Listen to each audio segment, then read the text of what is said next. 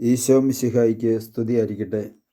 മർക്കോസിൻ്റെ സുവിശേഷം 10-ാം അധ്യായം 51-52 തിരുവചനങ്ങൾ.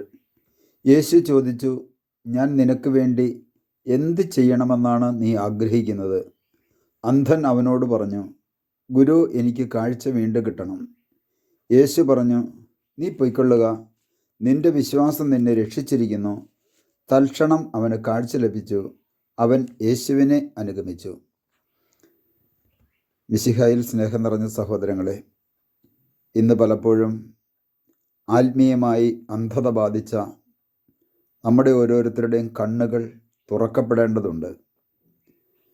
ദാവീദിൻ്റെ പുത്രനായ യേശുവേ, എന്നിൽ കനിയണമേ എന്ന് പറഞ്ഞ് വിളിച്ചു കരഞ്ഞ അന്ധനായ ബർത്തിമേസിൻ്റെ ജീവിതത്തിൽ ദൈവം നൽകിയ ഏറ്റവും വലിയൊരു അനുഗ്രഹമാണ് അവന് നഷ്ടപ്പെട്ട കാഴ്ച തിരികെ ലഭിച്ചത്.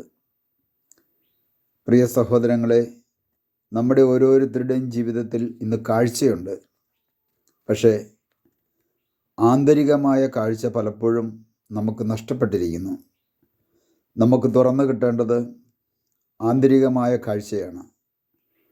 ആ ദാവീദിൻ്റെ പുത്രനായ യേശുവിനോട് വിളിച്ചപേക്ഷിക്കുന്ന ഓരോ വ്യക്തികളോടും കർത്താവ് ചോദിക്കും, ഞാൻ നിനക്ക് എന്താണ് ചെയ്തു തരേണ്ടത്? മാനസികമായി, ശാരീരികമായി, ആത്മീയമായി തളർന്നിരിക്കുന്ന നമുക്ക് ദൈവത്തോട് പറയാം, എന്താണ് എനിക്ക് വേണ്ടതെന്ന്.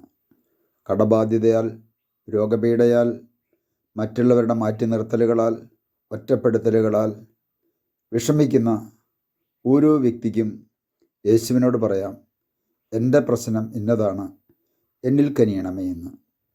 അപ്പോൾ കർത്താവ് നമ്മെ നോക്കിക്കൊണ്ട് പറയും, നിൻ്റെ വിശ്വാസം വലുതാണ്, നിൻ്റെ വിശ്വാസം നിന്നെ രക്ഷിച്ചിരിക്കുന്നു, നീ സമാധാനത്തോടുകൂടെ പോവുക. നീ ആഗ്രഹിച്ചതുപോലെ നിൻ്റെ ജീവിതത്തിൽ സംഭവിക്കട്ടെ എന്ന് പറയുന്ന ആ നിമിഷം നമ്മുടെ ജീവിതത്തിൽ അത്ഭുതം നടക്കും. പിതാവിൻ്റെയും പുത്രൻ്റെയും പരിശുദ്ധാത്മാവിൻ്റെയും നാമത്തിൽ ആമേൻ.